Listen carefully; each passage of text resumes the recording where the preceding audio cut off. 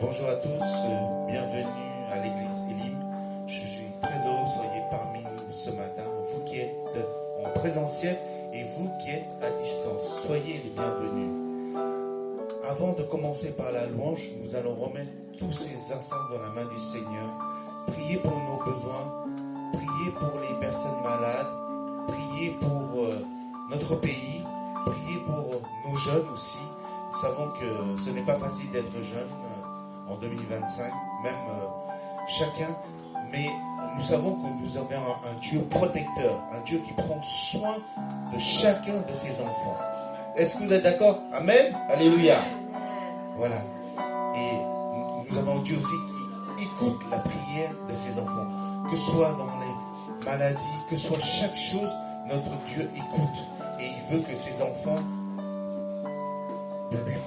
lui parlent personnellement.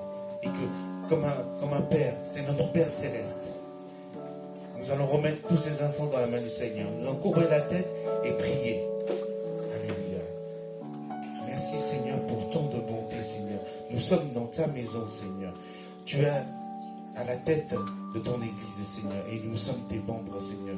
Que tu puisses nous donner, Seigneur, la voie à suivre, Seigneur, pour œuvrer pour ton royaume, Seigneur.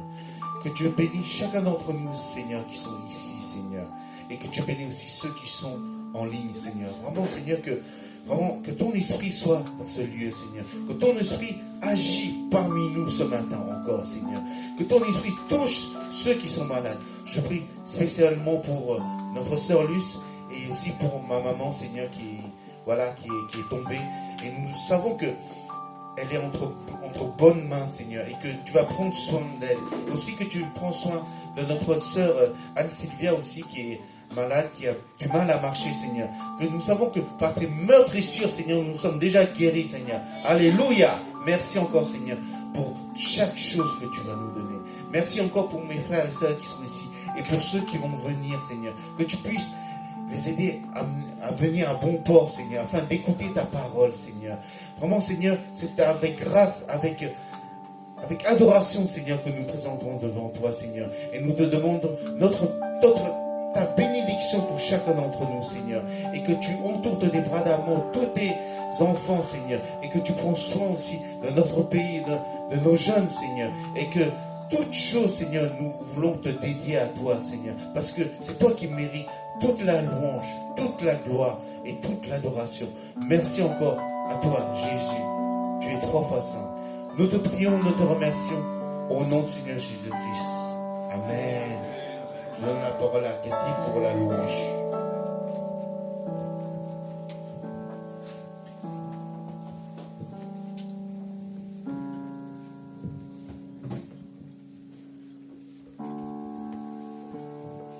Bonjour, frères et sœurs. Je vous invite à vous lever et de louer notre Seigneur. C'est un moment merveilleux. Tous les dimanches, nous sommes là de lui rendre un culte glorieux parce qu'il est le Seigneur des Seigneurs. Nous voulons dire que son nom soit levé et son nom règne en ce lieu. Et nous proclamons sa victoire, sa puissance, que il règne pour toujours. Jésus, tu règnes, Seigneur. Nous te louons, nous te glorifions ce matin.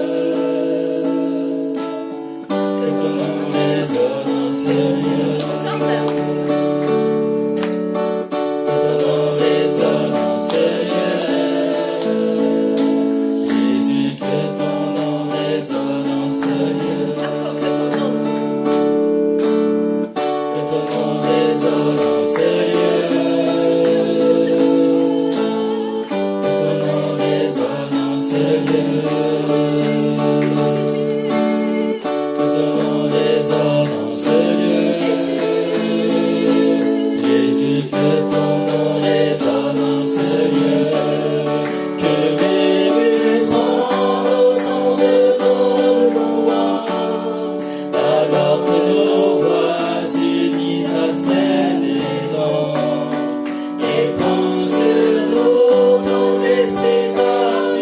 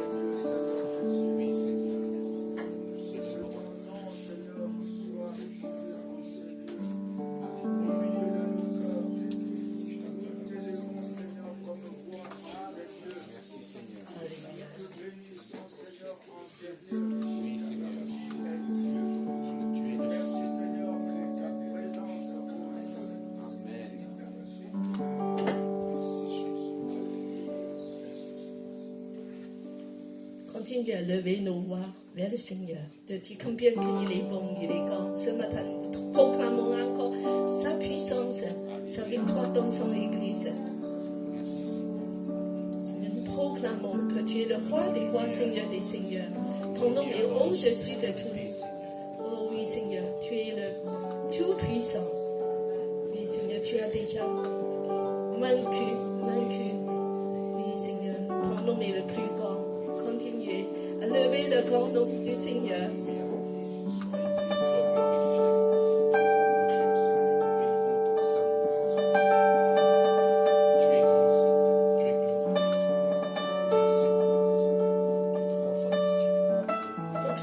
Proclamons qu'il est grand, il est puissant, il est fidèle.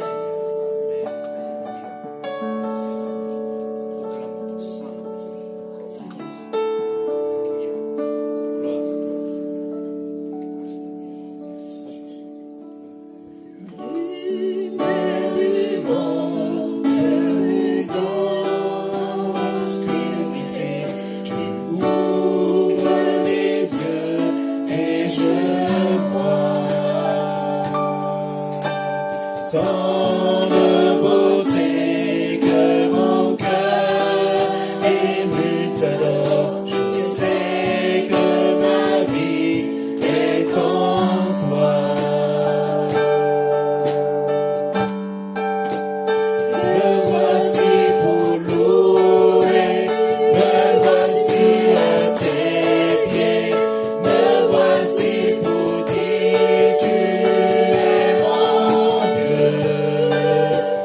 Tout en toi est beauté, tout en toi est grande, tout en toi est merveilleux pour Pour le Seigneur, roi des rois.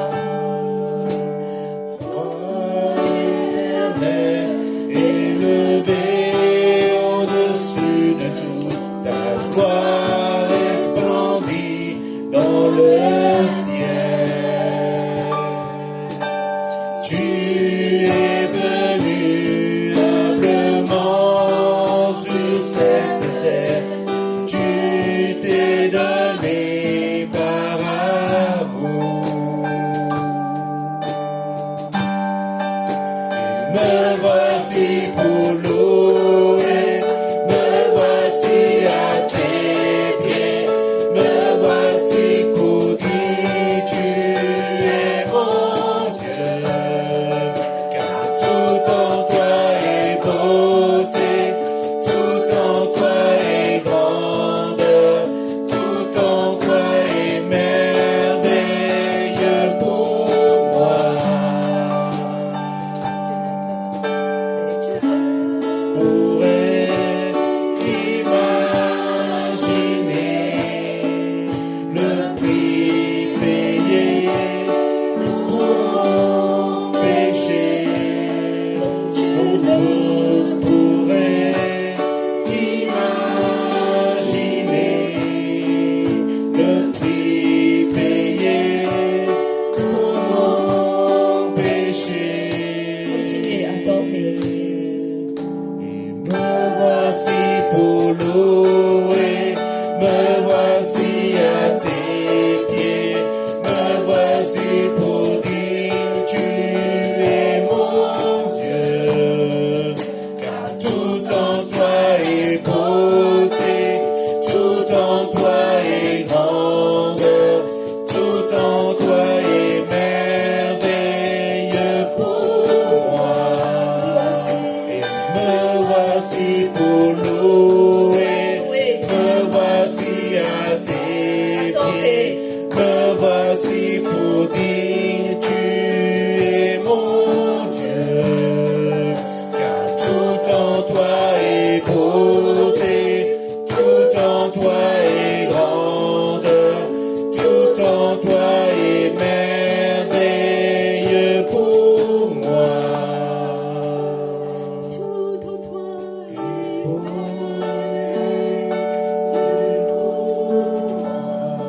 moi, Seigneur, et pour ton sang, Seigneur, alléluia. Oui, le Seigneur. Merci Seigneur.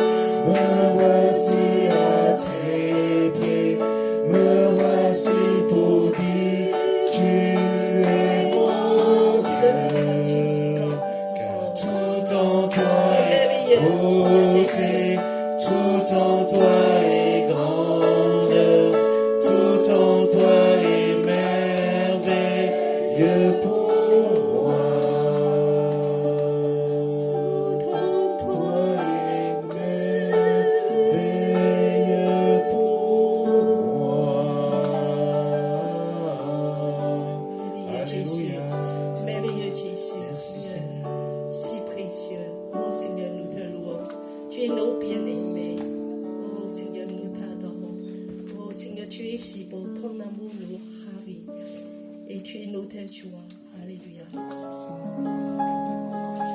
Nous avons entendu ta voix qui nous appelle.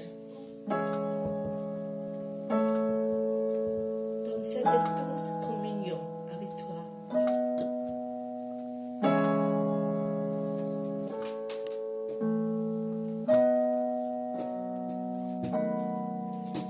Chantons mon bien-aimé, son cœur m'appelle, mon âme est toute prête à s'émerveiller. Le voici qui bondit sur les montagnes, j'entends sa voix chanter sur les rivages. Viens, viens, mon bien-aimé.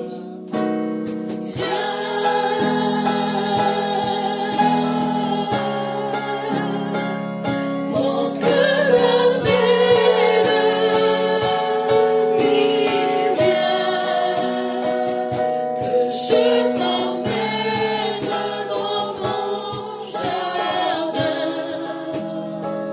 L'hiver s'en est allé, viens, je t'aimerai.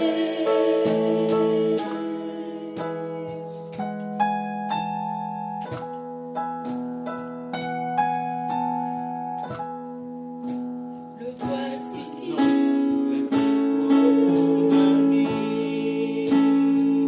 m'a toute belle, l'hiver s'en est allé, les fleurs se mêlent.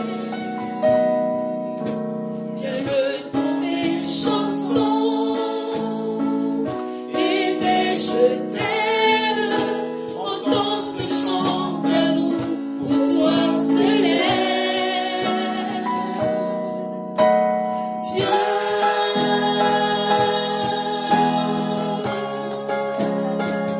mon cœur t'appelle, oui, viens, que je t'emmène dans mon jardin. L'hiver s'en est allé, viens, je t'aimerai.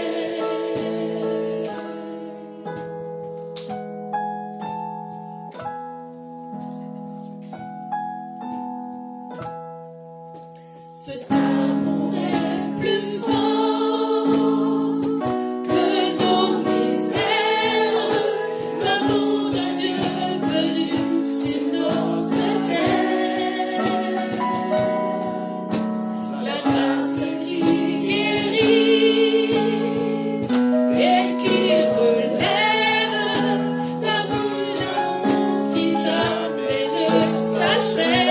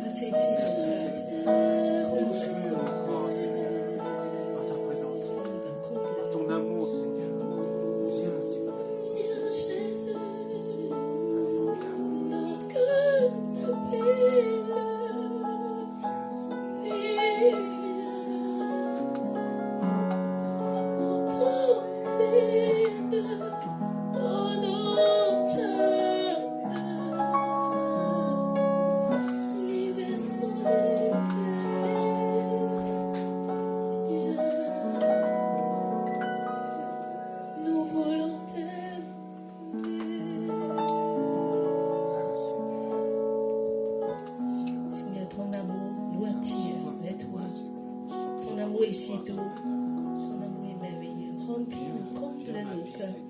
Seigneur, nous avons besoin de toi. Oh Seigneur, viens encore de nous guérir, de nous relever. Seigneur, qu'on puisse entendre ta voix qui nous appelle de dire, viens, viens, tu vas nous emmener dans ton jardin. Oui, Seigneur. Ton jardin de délices qui nous ravit, qui nous apaise et qui nous remplit de joie. Oh Seigneur, tu es nos délices. Adorez Jésus. De laisser Jésus t'aimer, de laisser Dieu t'aimer avec la douceur de son amour.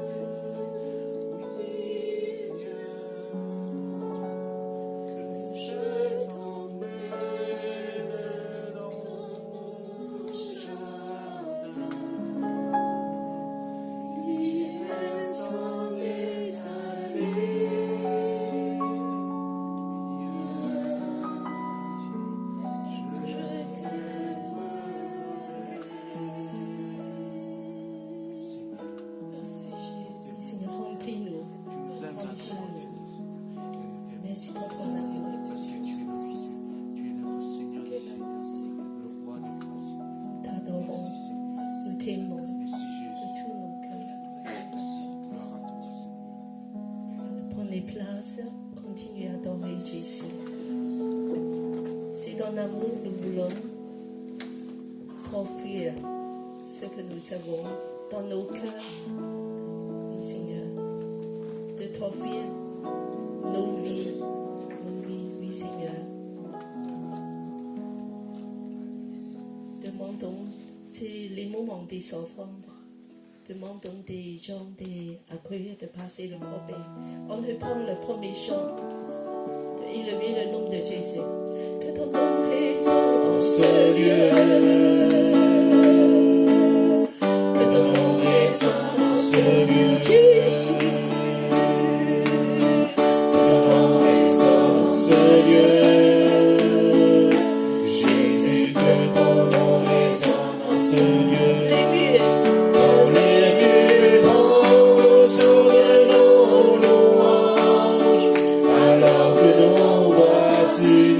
Celle des anges, répand sur nous ton esprit, ta puissance, oh Jésus, dans ce lieu, que ton nom résonne dans ce lieu, Jésus, que ton nom résonne dans ce lieu. Résonne en ce lieu. Jésus, que ton nom résonne en ce lieu.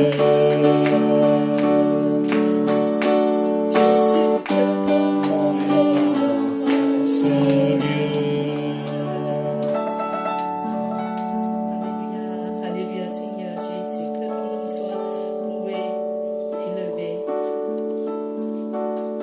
Je demande Gladys à prier pour les enfants.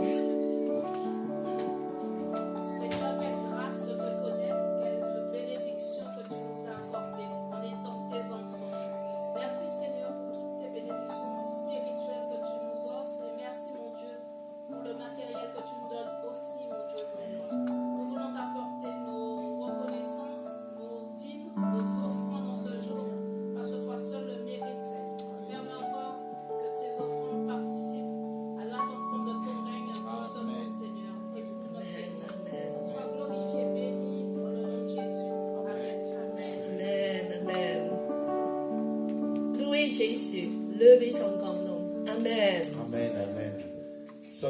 Soyez les bienvenus à notre église. Rebonjour à tous ceux qui n'étaient pas là tout à l'heure. Voilà. Je suis très heureux que vous soyez parmi nous ce matin. Nous sommes dans la maison du Seigneur et nous sommes à notre église Elim. Nous sommes l'église des nations. Notre devise n'a toujours pas changé. Donc, aimer Dieu, aimer la famille de Dieu et servir les autres. Et on est aussi je vais rajouter, cette lumière dans ce quartier du 13e. Voilà. Dans ce quartier, voilà. Amen. Alléluia. Donc nous avons quelques annonces. Ok, le don de reconnaissance. Donc c'est ce qu'on a fait depuis au mois de janvier ou décembre, fin décembre. C'est un don, donc, en fait, pour remercier notre Seigneur, ce qui vous a apporté, ce qui vous a fait pendant l'année 2024. Donc c'est un don qu'on peut donner. C'est bien sûr, notre Seigneur veut qu'on donne avec joie et sans contrainte. Vous mettez ça dans la prière et voici qu'est-ce que vous pouvez apporter pour ce don de reconnaissance. Donc, vous avez jusqu'à la fin février, donc il y a 2 mois. Donc, si vous avez un cœur pour notre Seigneur, un cœur pour son amour, pour tout, donc voilà. Et vous avez jusqu'au fin février pour faire ce don. Donc, vous avez la petite corbeille qui se trouve devant. Voilà, don de reconnaissance. Voilà. Alors, après le culte, nous avons le parcours des disciples. Donc, c'est tous les 2e et 4e de chaque dimanche. En ce moment, nous étudions la lettre aux Éphésiens de Paul. Donc, aujourd'hui, nous allons étudier le chapitre 2. Le verset 1 jusqu'au verset 10. Donc, vous êtes dans des groupes respectifs, je pense pour ceux, et ceux qui n'ont pas de groupe, si vous voulez intégrer dans chaque groupe, vous pouvez voir les responsables, soit notre pasteur Cathy, pour que vous puissiez vous intégrer dans ce groupe. C'est vraiment nous élever dans la connaissance de notre Seigneur et voir les privilèges que notre Seigneur nous a donnés, vraiment étudier ensemble pour grandir ensemble spirituellement en Christ. Et c'est tous les 3e dimanches, c'est ça, non? Alors ça c'est spécial. Ça c'est spécial. Donc l'évangélisation, c'est le samedi 22 février. C'est au marché, métro 6, c'est de 11h à 13h. Pour une rencontre, voilà, au café de Monoprix, c'est venez participer au grand commandement. Donc le grand commandement, c'est que Jésus nous a dit, allez, faites des disciples au nom du Fils, du Père et du Saint-Esprit. Donc nous devons aller évangéliser, proclamer la bonne nouvelle à tous. Donc ça, c'est avec l'équipe de Timothée. Voilà. Notre frère Timothée est le responsable. Timothée, tu veux bien te lever? Voilà. C'est notre frère Timothée qui est responsable de de l'évangélisation. On applaudit notre frère Timothée. Voilà. Il a vraiment un cœur pour partager la parole, pour dire la bonne nouvelle. Et voilà. Amen. Alléluia. Venez nombreux, et surtout les jeunes. Surtout les jeunes. Nous invitons les jeunes qui ont plein de force. Les jeunes sont encore vifs et puissants. Mais tu es jeune, mon frère. Venez avec nous, ça sera bien. Parce qu'on parlera de Dieu, mais surtout, on veut sauver les âmes. On veut sauver les âmes. Donc, ça sera le 22. Je vais voir ça avec le pasteur Didier. Ok, le pasteur de l'église Porte Étroite, c'est ça. Ok. Et vous allez faire un groupe, je pense. On va faire un groupe, et puis on sera nombreux, et on voudrait encore beaucoup de gens. Voilà. C'est tous les jeunes. Voilà. Comme dit mon frère Timothée, les jeunes, bougez-vous. C'est bon. Donc, nous avons aussi, ça c'est régulier, le temps de prière et d'intercession tous les vendredis sur Zoom encore, Gladys, c'est ça, hein? Oui, donc à partir de 19h. Donc si vous êtes disponible le vendredi à partir de 19h, vous êtes tous les bienvenus. Amen. Et après, il y a la soirée. Ah, il y a une soirée, je ne sais pas. Oui. Oui. C'est Nathalie. Ah oui, Nathalie, tu viens. Nathalie, viens. Alors. Oui, c'est ta soirée. C'est pas ta soirée, mais je veux dire, je pense que tu présenteras mieux que moi. Bonjour à tous. Je fais juste un rappel pour la soirée. Donc c'est le 14 février. C'est une soirée pour célébrer les femmes, donc un célibat épanoui en Christ. Et c'est vraiment pour toutes les femmes, comme je le disais. Et si vous voulez, aujourd'hui, je vais vous donner à peu près le déroulé de la journée, de la soirée. Donc, on se retrouve à 19h30 au restaurant de Champignon. Donc, vous serez accueillis avec une rose et un verset biblique qui représente la femme et l'importance de la femme. Et ensuite, en fait, on a un cocktail avec une présentation de l'association et ses membres. Et après le cocktail, en fait, on a un repas qu'on va partager. Donc, il y a un menu entrée, plat, dessert. Et dans le menu, il faut faire le choix. Donc, tout à l'heure, je vais faire le tour pour prendre vos menus. Comme ça, Champmieux pourra mieux s'organiser. Il faudra faire le choix entre 3 plats. Et c'est vraiment un moment de partage et de témoignage. Et donc, c'est vraiment une rencontre inter-églises, entre 3 églises. Donc, il y aura des femmes aussi d'autres églises qui seront là. Et il y aura donc 2 intervenantes, dont une de Paris Évangile, qui est la femme d'un pasteur, pasteur en herbe, on dit, pasteur stagiaire. Et elles ont fait des parcours, en fait, elles font de l'accompagnement dans le mariage, en général. Elles préparent avant le mariage, mais aussi pour la restauration la restauration des couples pendant le mariage aussi. Donc elles nous partageront leur expérience qu'elles ont eue dans le célibat et comment elles ont fait pour être épanouies jusqu'à avoir l'homme de leur destinée. Donc voilà. Mais le but vraiment, comme je dis ce jour-là, nous, c'est une rencontre avec Christ. Notre amoureux ce jour-là, ça sera Jésus.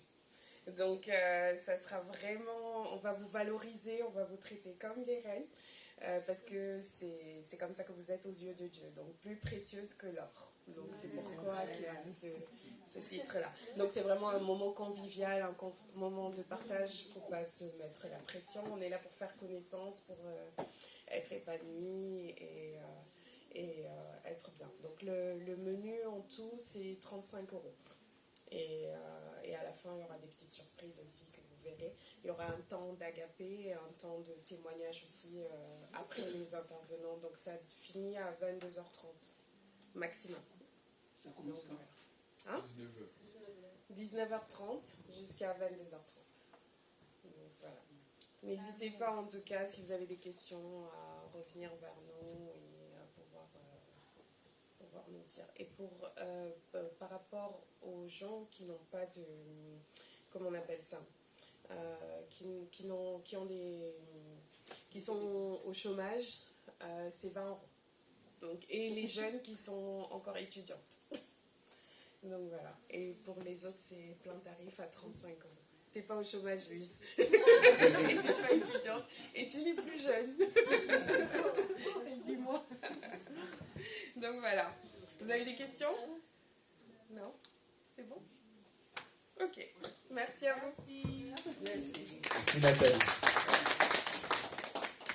Donc je vais passer la parole à notre pasteur Cathy pour le message du jour.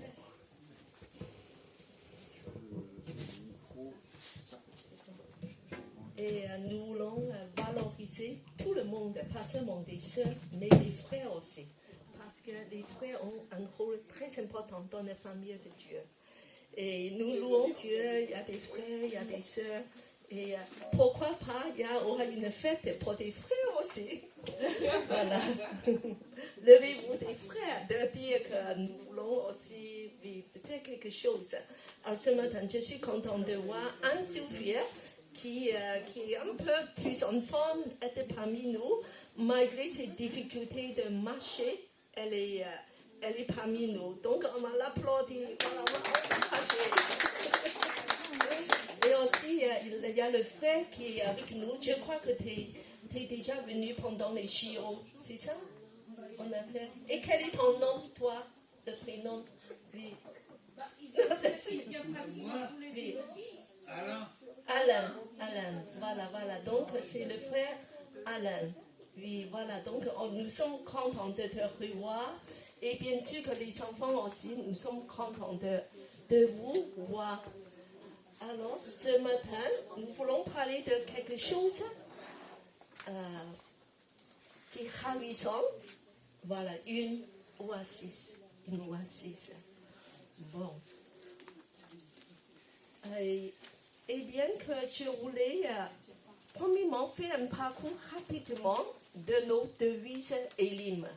Parce qu'en fait, peut-être il y a des gens qui ne connaissent pas ça encore, Église et l'hymne, voilà. Pourquoi tous ces devises depuis des années? Je fais juste très rapidement. Et en fait, qui est aussi lié avec nos thèmes aujourd'hui. Alors, on connaît ça par cœur, n'est-ce pas? Aimer Dieu, aimer la famille de Dieu. Et le troisième, aimer le monde. Mais aujourd'hui, je voulais dire que nous allons devenir une oasis à cause de ces deux vies. Alors, comment ça c'est lié ensemble? Alors, on va continuer. Alors, en fait, pourquoi on a ce deux vies? Parce qu'en fait, on est en train de construire la maison de Dieu. La maison de Dieu, c'est un petit peu comme 3 colonnes. Et il faut que ça soit solide. Mais surtout, il faut un fondement très très solide. Donc, je fais un parcours rapide de nos fondamentaux. On continue. Alors, dans la parole de Dieu, il nous encourage dans les 3 directions. On va regarder en haut, en rouge. Le premier, alors je demande les enfants de lire Mervin. Alors tu lis les rouges, 1, 2, 3, c'est quoi? Tu vois pas clair. Oh, il y a un problème de vue. Tu vois pas clair? Il faut cacher l'ophtalmo, là. Oui. Alors, Ilani, tu vas lire? Aimer Dieu, aimer la famille de Dieu, servir les autres. Alors, servir les autres, ça veut dire aimer le monde. Ça, c'est les autres, le monde. Alors, en fait, aimer Dieu, je vais commencer, voilà, vertical, le premier. Aimer Dieu, ça veut dire qu'on est centré sur Dieu. Qu'est-ce que ça veut dire? Ça veut dire qu'il faut avoir une relation intime avec Dieu. Il faut avoir une communion d'adorer Dieu. C'est extrêmement important. Tout découle de là. Tout découle de là. Si tu n'as pas ça, tu n'auras pas aimé la famille de Dieu. Parce que tu n'as pas l'amour de Dieu dans ton cœur. Et puis que tu ne peux pas aimer le monde. Après, pourquoi on dit qu'il faut aimer Dieu? Parce que c'est le grand commandement. Ça vient d'une question.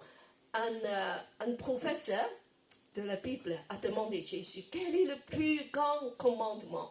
Et Jésus lui a répondu, toute la Bible, ça se résume dans une phrase. Un commandement, c'est quoi? Alors, je demande à un jeune à lire. Alors, je demande Marvin. Alors, de lire Matthieu 22, 37. À gauche, en bas. Tu vois ou pas? À gauche, en bas. Oh là là. Nous sommes des jeunes tous qui ont des problèmes de vue. Tu aimeras le Seigneur ton Dieu de tout ton cœur, de toute ton âme et de toute tes possibilités. Toute ta pensée. Alors, et dis à la personne à côté de toi, tu aimeras le Seigneur, ton Dieu, de tout ton cœur, de toute ton âme et toute ta pensée. C'est très important. Tout découle de là. C'est nos cœurs qui est la clé. Dieu veut nos cœurs. Voilà. Et le reste, je passe très vite. Aimer la famille de Dieu au milieu, tout le colonne au milieu. Ça veut dire que d'aimer des frères et des sœurs, l'Église. Et la première responsabilité de l'Église, c'est de nourrir ses enfants. C'est de vous donner la parole de Dieu. Que vous soyez en bonne santé. C'est pour ça qu'on a tous ces parcours, on a des prédications. Et aussi la communion fraternelle, on passe des repas, on prend soin des uns des autres. Et ça, c'est le grand commandement qui est lié avec ce que Jésus vient de répondre. Et vous aimerez vos prochains comme vous-même. Voilà. C'est ça, ce suit. Quand tu peux aimer Dieu, il faut aimer vos prochains. Alors, donc, il y a des versets bibliques qui nous font souvenir ces commandements, Éphésiens 2:19, où c'est co-citoyen des saints, membres de la famille de Dieu. Nous sommes la famille de Dieu. Dis à la personne à côté de toi, nous sommes la famille de Dieu. Nous sommes la famille de Dieu. Nous sommes une famille, nous ne sommes pas des étrangers. Nous sommes des familles, la famille. Nous sommes la famille. Voilà. Oui. Et c'est pour ça qu'on a aimé vous les uns les autres. Jésus a dit, comme Dieu vous a aimé. C'est la façon dont Jésus nous aime. Tout donner qui nous aime. Alors, servir les autres, aimer le monde, c'est principalement pour moi, c'est évangélisation. Parce que le monde a besoin de ça. Parfois, des choses matérielles, il y a beaucoup des ONG, l'État qui peut aider des gens, mais il ne peut pas aider les personnes d'avoir Jésus. C'est nos façons les plus importantes d'aimer le monde comme famille de Dieu, de les faire connaître Jésus. C'est pour ça, venez pour l'évangélisation, pour aimer le monde, pour lui donner les meilleures choses qu'il peut avoir dans la vie. Et ça, c'est la grande commission qui est liée avec le Matthieu 28, 19 à 20. Alors, je demande à Philippe à lire. C'est à droite en bas. De toutes les nations des disciples. Et après, c'est quoi? Au nom du Père, du Fils et du Saint-Esprit. Et après, de baptiser-les au nom de Pierre. Du Fils, Baptiser. baptiser au nom du Fils. C'est pour ça que le baptême est important, parce que c'est le commandement de Jésus. Il dit que faire des disciples, c'est bien de les baptiser au nom de Père, du Fils Fils et du et Saint-Esprit. Saint-Esprit. Et je serai avec vous jusqu'à la fin du monde. Voilà. Donc c'est le commandement de Jésus. Et c'est pour ça que nous avons des dons. Dieu a donné, Jésus a donné à l'Église des dons pour qu'on puisse servir les uns les autres. C'est pour ça que Nathalie veut servir les femmes avec ses dons, voilà, avec toutes ses gentillesses. Et puis que et Saint-Louis, on peut servir l'Église avec voilà, les chants. Et on est tous ici. Et la nourriture aussi. La nourriture. Alors, donc, c'est beaucoup de joie. Et Adèle pour les enfants, et Gladys, voilà, pour faire plein de choses, oui, dans le parcours. Tout ça, c'est des dons. On va servir les uns les autres par des dons de Saint-Esprit. Alors, et aujourd'hui, alors je fais ça très très vite parce qu'en fait, tout ce que je veux revenir, c'est le premier, aimer Dieu. Qu'est-ce que c'est aimer Dieu? Aimer quelqu'un, ça implique une relation. Ça, on parle d'une relation. Une relation, il faut cultiver, il faut prendre le temps de le faire. Alors ça implique nos cœurs et ça c'est le plus important dans nos vies chrétiennes. À la suite, voilà, on va continuer. On a déjà parlé de tout ça un petit peu et continuer. Voilà, aimer Dieu. Alors je vous l'ai dit, premièrement, la relation avec Dieu, c'est notre fondation. C'est notre fondation de vie chrétienne. Tu peux pas s'en passer, c'est le plus important.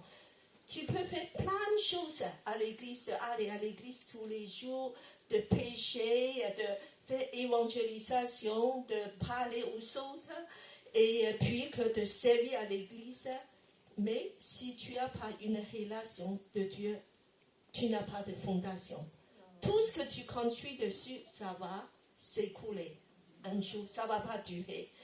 Tu dis que moi je fais plein de choses à l'église, je nettoie et je fais préparer des choses, je enseigne des gens, même je suis prédicateur, mais tout se repose dans la même fondation. Et même si tu dis que je viens au culte dimanche, je fais des formations, je fais plein de choses. Et en fait, la même fondation, c'est qu'il faut avoir une relation avec Dieu. Il faut vivre une vie de communion. C'est primordial. c'est sans exception. Alors, et en fait, la vie chrétienne est très belle. Nous vivons des très belles choses avec Dieu, des différentes choses. Mais tout ce qui compte le plus important, c'est tout ce qu'on vit et on construit se repose sur la même fondation. Si cette fondation n'est pas ferme, tout s'écoule et tout découle de cette relation. C'est la même base pour tout le monde, pour le pasteur, pour moi, premièrement, pour les apôtres, les prophètes, enseignants, évangélistes, et c'est impossible d'être remplacé. Alors, le début de l'année, je voulais quand même revenir aux choses fondamentales, le plus important. On peut faire plein de choses cette année, avoir plein de programmes. Sans cette relation, tout s'écoule, tout tombe. Jusqu'à le jour, il dit que mais ça fonctionne. Jusqu'à le jour, tout tombe. Tout est à part et tout s'écoule. Et moi, je dis, sans relation, sans fondation. Ta vie est sans fondation. Ta vie de chrétienne est sans fondation. Il faut cultiver cette relation. La relation. Et en fait, le christianisme n'est pas une religion. C'est une relation. Alors, et aujourd'hui, je voulais juste parler de cette relation. Alors, au lieu de vous bourrer de théories, de vous expliquer, moi, je voulais vous raconter une histoire. C'est plus amusant. Alors, en fait, la Bible, ça marche comme ça. Le Nouveau Testament et l'Ancien Testament. Beaucoup de grandes vérités dans le Nouveau Testament.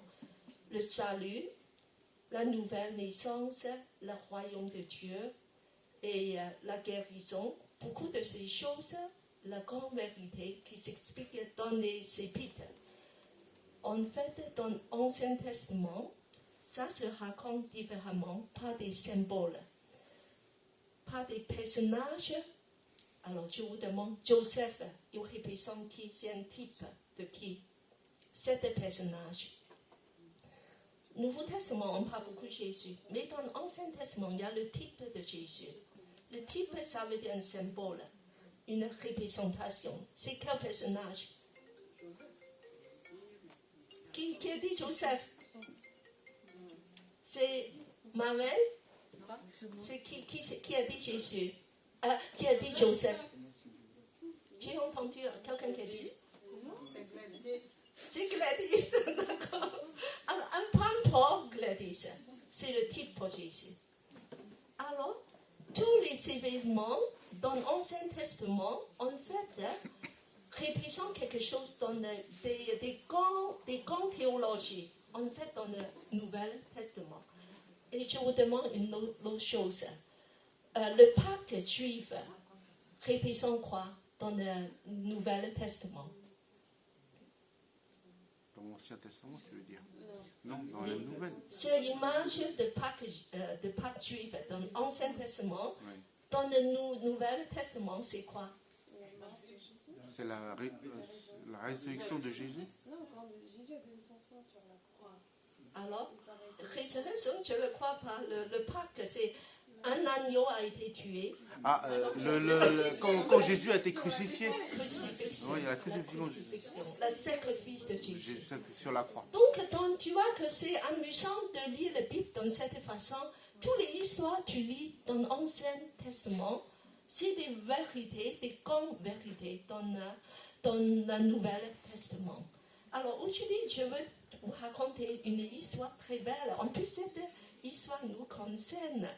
Alors je demande des jeunes à lire ce passage. Je demande Maggie à lire. Voilà. C'est Exode 15, 22 à 27 jusqu'à Exode 16, 1. Voilà. Tu vois bien? Tu as des problèmes de vue aussi. J'ai pas entendu. Je lis l'entièrement. Oui. Oui. Allez, vas-y. sortir Israël de la mer des gens. C'est la mer Rouge. Voilà, j'explique. C'est la mer Rouge. Ils prirent la direction du désert de Shur. Et après 3 journées de marche dans le désert, ils ne trouvèrent pas d'eau. Ils arrivèrent à Mara, mais ils ne purent pas boire l'eau de Mara parce qu'elle était amère. D'où le nom de Mara, on lui donna. Le peuple murmura contre Moïse en disant: Que boirons-nous? Moïse cria à l'Éternel, et l'Éternel lui indiqua un certain bois qu'il jeta dans l'eau, et l'eau devint douce. C'est là que l'Éternel donna au peuple des prescriptions et des ordonnances, et ce fut là qu'il le mit à l'épreuve. Il dit: Si tu écoutes attentivement la voix de l'Éternel, ton Dieu, si tu fais ce qui est droit à ses yeux, si tu prêtes l'oreille à ses commandements, et si tu observes toutes ses prescriptions, je ne t'infligerai aucune de maladie que j'ai infligée aux Égyptiens, car je suis l'Éternel qui te guérit. Amen. Continue. Ils arrivèrent à Élim, où il y avait 15 d'eau et 70 palmiers. Ça, oasis. Et campèrent là, près de l'eau. Toute la communauté des Israélites partit d'Élim pour arriver au désert de Sin, qui est entre Élim et le Sinaï, le 15e jour du second mois après leur sortie du pays d'Égypte. D'où vient Élim? Élim, c'est une oasis. C'est une oasis. Ça vient de Exode. Alors, cette histoire, c'est très belle parce qu'en fait, il indique un petit peu nos vies chrétiennes. Pareil, des Israélites, alors, il y a 3 étapes. La première étape, c'est qu'ils sont sortis d'Égypte, traversé la mer Rouge. Deuxième étape, c'est qu'ils sont dans le désert. Et le troisième, ils vont où? Ils vont aller où? Dans quel endroit? Le pays de Canaan. Canaan. C'est la terre promise. Alors, tout ça, ça symbolise aussi nos vies chrétiennes. Dans l'Égypte, nous étions sous la puissance de péché, comme Pharaon, esclave du péché. Et avec le Pâques juif, donc un agneau tué, nous sommes libérés de et, l'esclavage. par le sang de l'agneau. Voilà, des Israélites, c'est comme nous sommes libérés par le sang de Jésus et nous allons traverser la mer Rouge, qui symbolise la résurrection. Voilà, le mort et la résurrection, le baptême. Traverser le baptême, devenir jusqu'au désert. Alors maintenant, je vous demande, nous sommes où? Nous sommes au désert. Nous sommes au désert. Et jusqu'à le jour où on va arriver à Canaan, de jour que, voilà, on va arriver au royaume de Dieu, soit on est mort, ou quand Jésus revient. Voilà. Et nous sommes au désert. Ça va durer quand même quelques temps. Alors, on va voir ce qui se passe dans le désert. Alors, dans le désert, ça se passe plein de choses. Ça, c'est nos parcours terrestres. Dans la Bible, il nous dit c'est école de Dieu. Il n'y a pas seulement des choses qui vont réussir, que des belles choses, des victoires. Il y a beaucoup de difficultés. Il y a des épreuves, des obstacles, des attaques, mais aussi des victoires, aussi la douceur. Il y a le Mara avec de l'eau amère, mais il y a aussi Élim, l'oasis de douceur, de l'ombre, de cet endroit ombragé. Voilà, c'est un parcours infiniment varié pour chacun de nous. Par ces parcours-là, nous allons apprendre plein de choses. Alors, premièrement, on va continuer. Alors, pour vos plaisirs, parce que nous sommes Église Élim, j'ai relevé des images réelles de Élim. Alors, Élim, aujourd'hui, ça existe encore. Il s'appelle un oasis Ouadi Garandel, qui est dans le Sinaï, dans 88 km en sud de Suez. Voilà. C'est en Israël ou en Liban? C'est C'est en Israël? Israël. Non. Ça se situe en Israël ou... Non, c'est dans le Sinaï. Sinaï maintenant appartient à Égypte. Ah, Égypte. Ah, oui, oui. Égypte. Égypte. Mais à l'époque, c'était, voilà. Donc, alors cette oasis, vous voyez, le premier image en haut, à droite, c'est le photo satellite. Et on voit qu'il y a une verdure, il y a des arbres, 70 palmiers. Voilà, maintenant c'est peut-être plus, au moins. Et autour, entouré par le désert. On voit que c'est sec, vraiment, autour c'est des rochers. Alors, on va regarder en bas, alors il y a beaucoup de palmiers, et il y a 70 palmiers, l'époque de Moïse. Et puis de 12 sources d'eau. Et on a regardé encore plus près dedans. Alors, c'est vraiment agréable. On voit de l'eau, il y a des touristes même aujourd'hui. Vous pouvez faire une visite à Elim. Alors, c'est formidable. Mais en fait, ça représente beaucoup de choses pour nous. Alors, on va continuer. C'est nos vies chrétiennes qui est en jeu. En fait, c'est le début des Israélites arrivés au désert. Dieu, il veut nous parler. Le premier et le deuxième campement. C'est les premiers. Après, il y en a encore plein. Mais le premier et le deuxième, c'est très significatif. Alors, le premier campement, c'est Maha. Maha, c'est un endroit un petit peu catastrophique. Parce qu'après 3 jours de marche, ils sont épuisés et ils arrivent à Maha. Oh, il y a de l'eau. Youpi. Et on voit, wow. C'est amer. Alors, en fait, ça signifie, quand on est sorti d'Égypte, il y a encore beaucoup de l'eau amère dans nos cœurs, dans nos pensées. Et il faut la guérison. Alors, c'est imbuvable. Nos vies, malgré que c'est sauvé, sorti d'Égypte, imbuvable. Alors, qu'est-ce qu'on fait? Un miracle s'est passé. Alors, Moïse, il a pris un morceau de bois spécial de jeter dans l'eau. Et l'eau devient potable. Et ce morceau de bois, ça représente quoi? Une bois. Qu'est-ce que ça te fait rappeler? Le bois. La croix. La croix. Il est pendu dans le bois, sur le bois. C'est la grâce de Jésus à la croix qui va nous adoucir la vie, de enlever tout amertume. Tu vois? Et c'est à cet endroit, il y a quelque chose de prophétique, révélation. Dieu a déclaré, je suis éternel qui te guérit.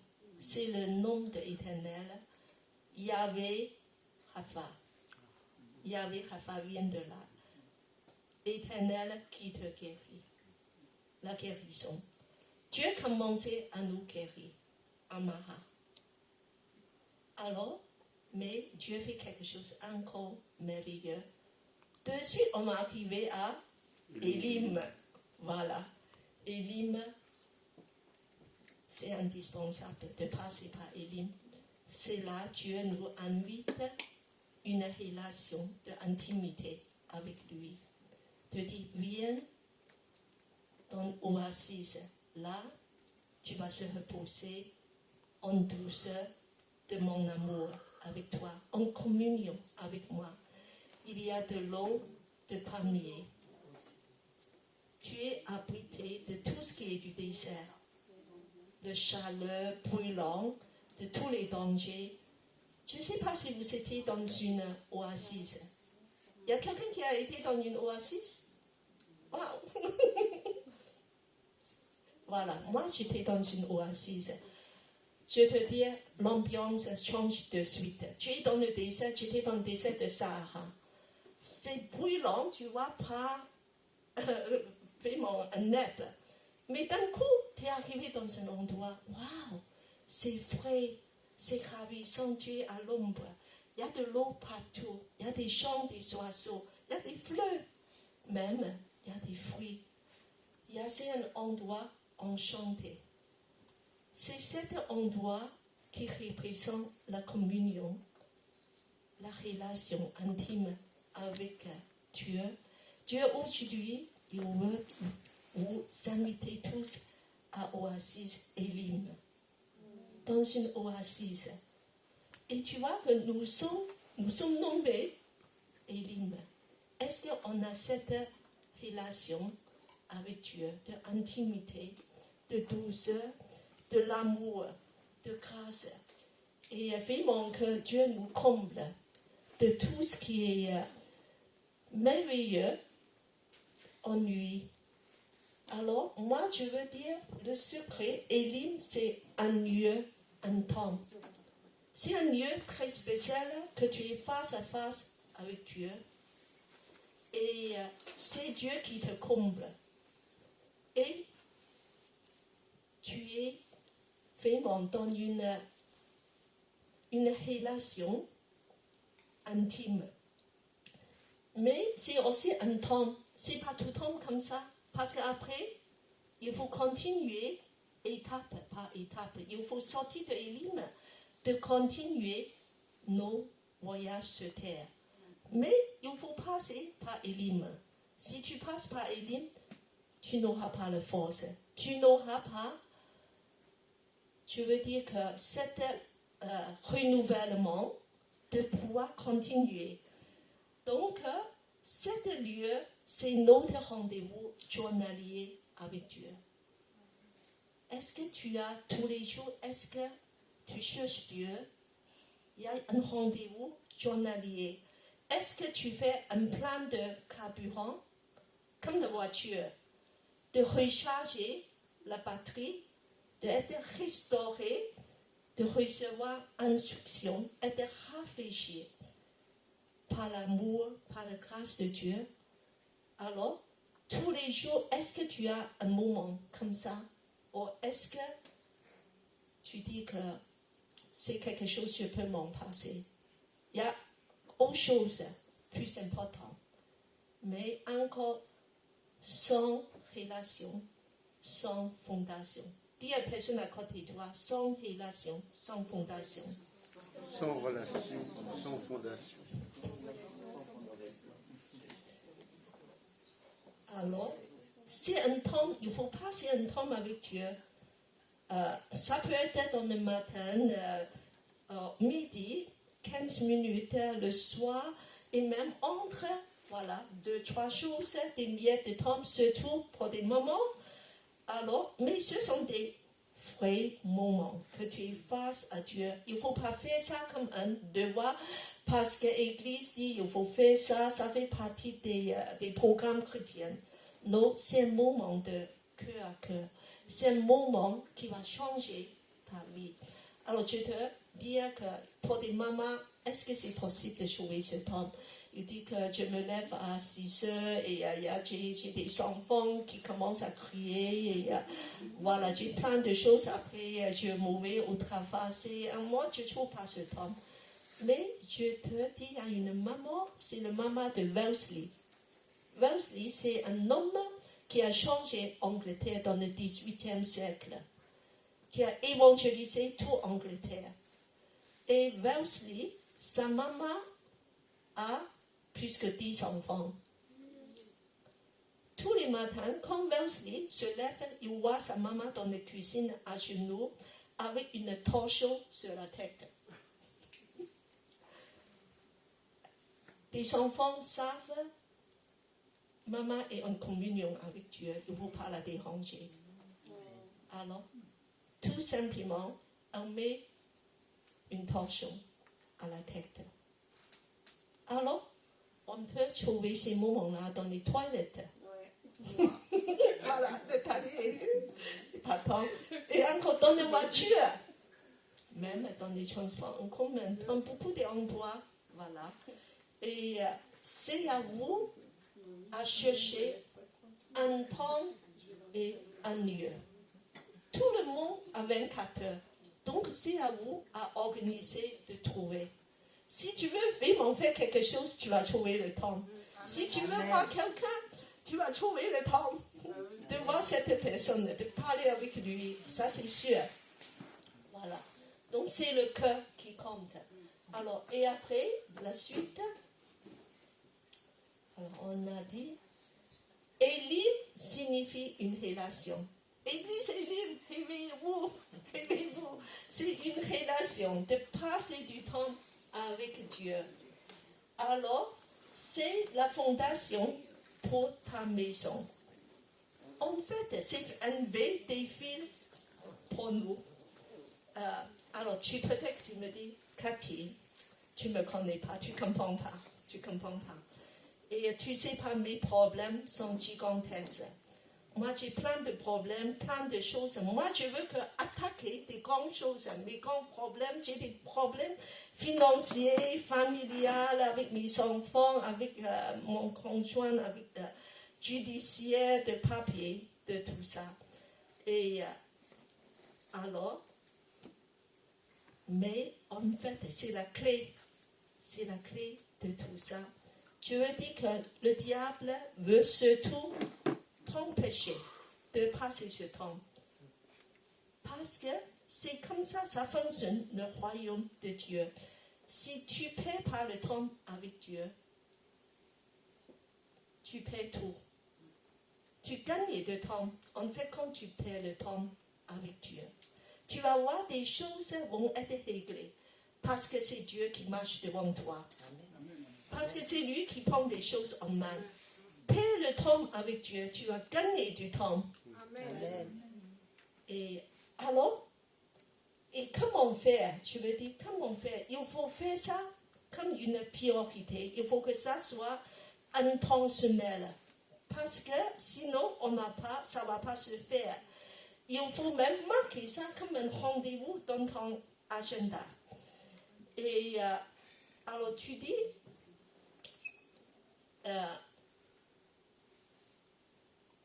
alors en fait, sans commencer par une relation, tout va tomber. Ton fondement, quand c'est pas stable, tout s'écoule.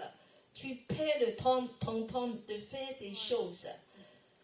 C'est pour ça que dès le début de la traversée, Dieu a préparé une oasis afin que son peuple puisse apprendre à se reposer en lui, de boire de l'eau rafraîchissante et de regagner la force pour suivre la prochaine étape.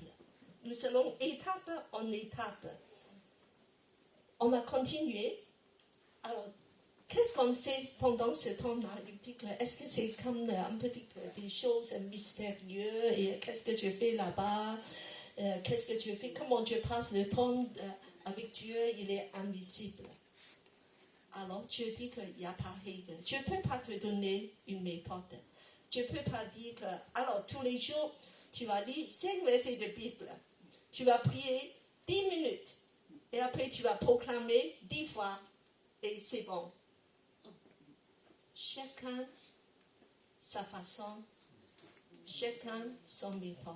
C'est un petit peu comme un couple. Chaque couple est différent. Il faut que vous trouviez des choses qui vous conviennent. Alors, de faire ensemble. Et il faut que ça soit une relation réelle. Alors, c'est pour ça que Dieu nous donne beaucoup de liberté. Dans toute la Bible, il n'y a pas des méthodes comme ça. Il y a des pistes, mais pas vraiment une méthode précise. Et je dirais que, en fait, c'est ton histoire. Il faut que tu écris ton histoire avec Dieu. Il faut que tu trouves ton oasis, la façon que tu veux le faire. Et sans cette étape de Élim, tout est loupé. Tout est loupé. Alors peut-être que tu dis que c'est pas mon truc. Beaucoup de gens disent que moi je suis un homme d'action. moi, je veux attaquer des grandes choses. Mais c'est la fondation. Si tu ne le fais pas, tout s'écoule un jour. Il n'y a pas d'exception pour personne. Jésus a bien dit que un jour tu me dis que dans ton nom, je prophétise. Dans ton nom, je chasse des démons. Et dans ton nom, j'avais fait beaucoup de miracles. Et qu'est-ce que Jésus a répondu? Je ne te connais pas. Connais pas? Tu es qui? Je ne te connais pas. Parce que tu n'as jamais eu cette relation avec Jésus. Amen. C'est le don de Dieu.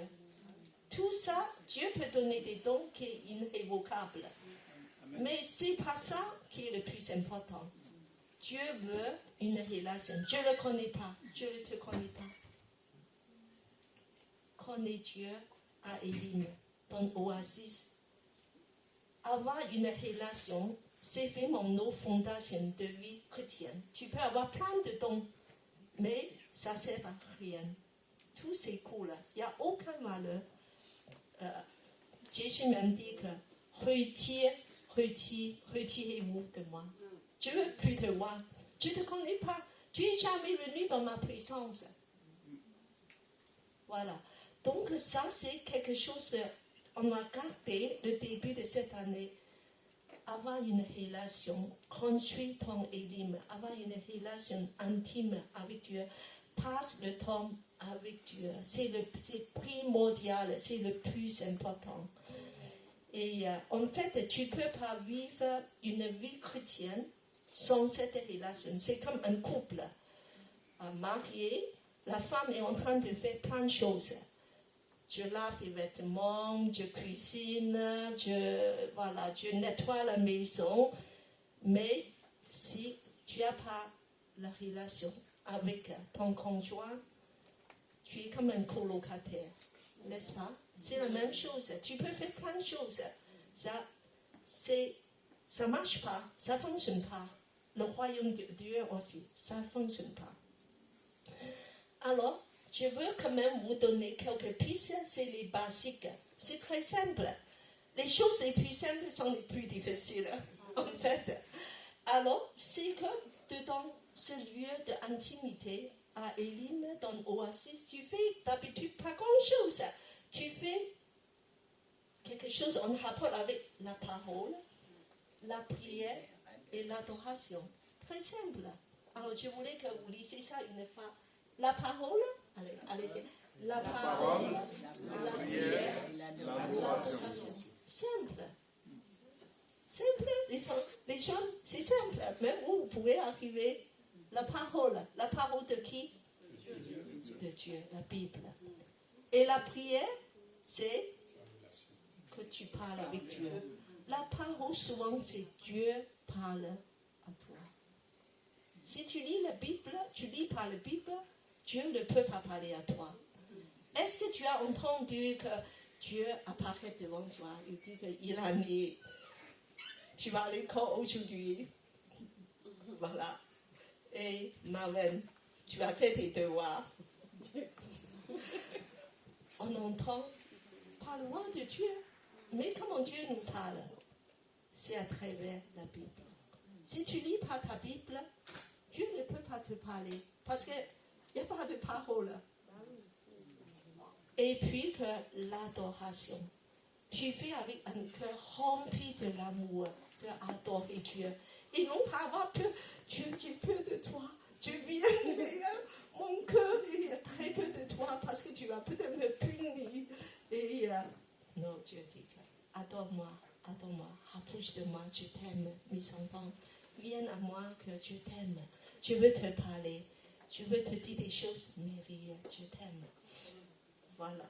Donc, ce sont les clés. Alors, on va continuer. Je vais vous donner un petit peu plus de clés. Alors, en fait, lire la Bible. Et comment? Il dit que la Bible, c'est épais. Pour moi, je ne suis pas une personne qui aime faire la lecture et tout ça. Mais premièrement, je te dis, ce n'est pas n'importe quel livre. il faut surtout pas lire un livre comme tu lis des livres d'école, un roman, ou voilà, le petit prince, ou un conte de fées, ou quelque chose. C'est pas n'importe quel livre. Premièrement, je te dis, c'est un livre qui a révolutionné le monde. Le lait, il y a une faute de grammaire. Qui a révolutionné le monde. Voilà. Et en fait, c'est un livre extraordinaire.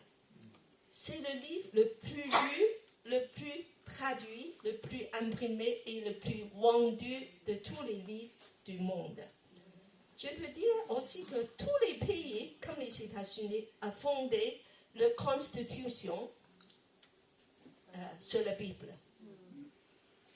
Et les pays qui appliquent tous les principes bibliques sont des pays les plus prospères du monde aussi. Ça veut dire que même la France, beaucoup de pays européens, c'est laïque maintenant, mais ils sont des racines chrétiennes. Et nous constatons, c'est ces pays-là qui ont des meilleures croissances parce qu'il y a une fondation aussi de la parole de Dieu. De la parole de Dieu. Alors, donc, c'est un livre très important. Voilà, voilà. Et deuxième, Dieu dit que tu vois une fenêtre et dans le ciel, ça arrive une lettre pour toi. Voilà. Et pour toi, Michel, une lettre pour Nathalie, avec un grand cœur qui arrive. Waouh! Alors, cette lettre, c'est en fait qui vient du ciel, donc qui vient d'un personnage très important. Si un jour tu vas recevoir une lettre de Macron, le président Macron, oh, il dit qu'il faut que je lise, il va me dire peut-être des choses très importantes. Voilà. Et si le maître de tout l'univers t'écrit une lettre, est-ce que tu vas lire? Il doit avoir des choses très importantes. Même si je ne comprends pas, moi, je vais faire un effort de lire. Si ça c'est moi, je vais le faire. Si je ne comprends pas, on peut chercher sur Internet. Aujourd'hui, c'est très commode. Tac, tac, tac, Google. Voilà, tu vas trouver de suite des réponses. Et tu peux chercher sur les sites et tu peux chercher même dans des Bibles avec des commentaires comme des Bibles d'études. Alors, de toute façon, moi, je vais faire un effort de comprendre, même si je n'aime pas la lecture. Je vais essayer de comprendre parce que j'estime qu'il y a des choses très importantes à me dire. Alors, c'est en plus c'est un être qui vient de là-haut. Alors, pour le reste, je vais continuer la prochaine fois. Aujourd'hui, j'espère que vous avez retenu l'essentiel, c'est la fondation, c'est quoi? Aimer Dieu. Une relation, voilà. La fondation est égale d'une relation. Et Elim, ça veut dire d'entrer dans ce lieu de relation. C'est tout ce que vous pouvez retenir. Alors, les enfants d'Elim entrent dans ce lieu de ravissement, de relation, d'intimité, de communion avec le Fils de Dieu, avec notre Dieu qui nous aime tant. Alors, je voulais encore chanter ce chant d'amour qui vient de Cantique des Cantiques avec Louise, parce que Dieu nous rappelle à ce rendez-vous avec un cœur brûlant. Et lire ces paroles, c'est des paroles de la Bible, ça vient de Cantique des Cantiques, une poème d'amour. Dieu est très romantique. Oui. Amen.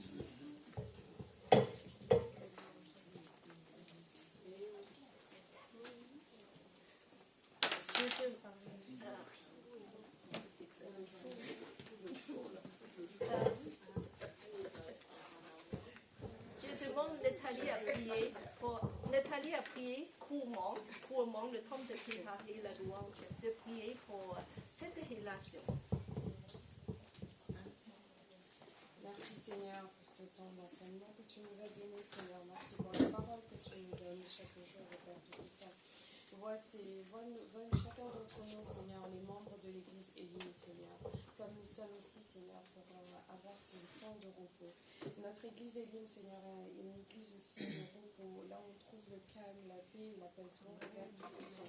Nous te prions, Seigneur, de nous aider à pouvoir continuer à avoir cette relation intime avec toi, ce rapport, Seigneur, personnel et unique qu'on peut avoir avec toi, notre Père, au Père Tout-Puissant. Personne ne doute, Seigneur, de l'amour que l'on te porte, au Père éternel. Mais avoir cette relation intime est ce qu'il y a de plus difficile, Seigneur. Ce n'est pas les attaques du diable ou les choses du quotidien, Seigneur, qui sont compliquées. Mais la chose la plus compliquée, c'est de tenir, Seigneur, cette relation intime avec toi. Nous t'invitons, Seigneur, qu'à partir de cette semaine et tout au long de nos vies, Seigneur, que tu puisses entrer profondément, Seigneur. Nous ouvrons nos cœurs, Seigneur. Nous ouvrons la porte de nos cœurs, Jésus. Que tu puisses t'installer, Seigneur, dans nos maisons, dans nos foyers, Seigneur, et que nous puissions avoir cette relation personnelle avec toi, Seigneur, que nous parlons avec toi comme nous ferons avec notre Père, au Père Tout-Puissant, avec des mots simples, Seigneur, et à la lecture de ta parole, Seigneur. Que ton Saint-Esprit nous donne la sagesse, au Père éternel, de pouvoir comprendre ta parole, Seigneur, et d'avoir des rémas, Seigneur, des révélations qui nous guideront, Seigneur, dans chaque situation de notre vie, Seigneur. Merci. Tu veux bien, tu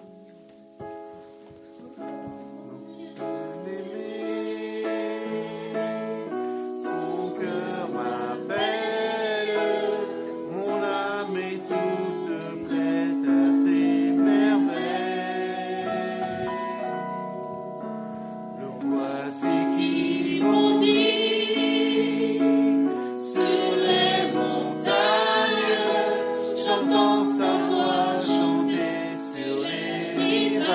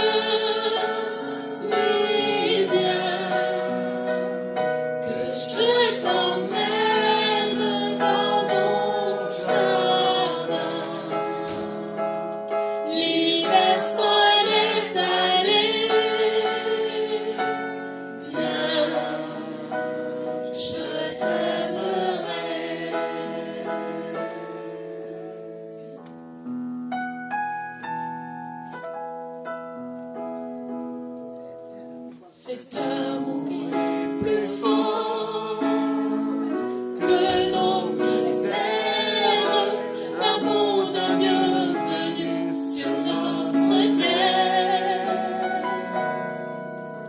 la grâce qui guérit et qui relève, voici l'amour qui ne jamais s'achève.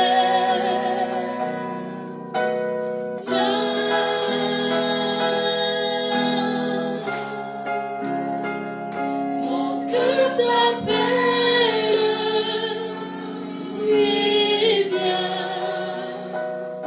que je t'amène dans mon jardin. L'hiver soit étalé. Viens, je t'aimerai.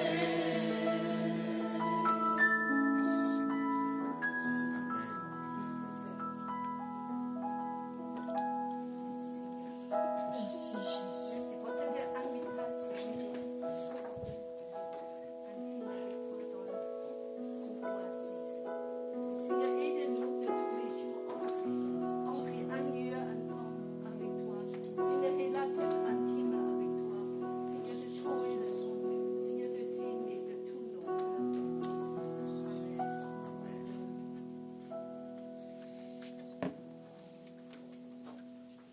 Le culte est terminé. Alors, Papi aujourd'hui trouve le temps d'intimité, de temps Élim tous les jours. Amen. Amen.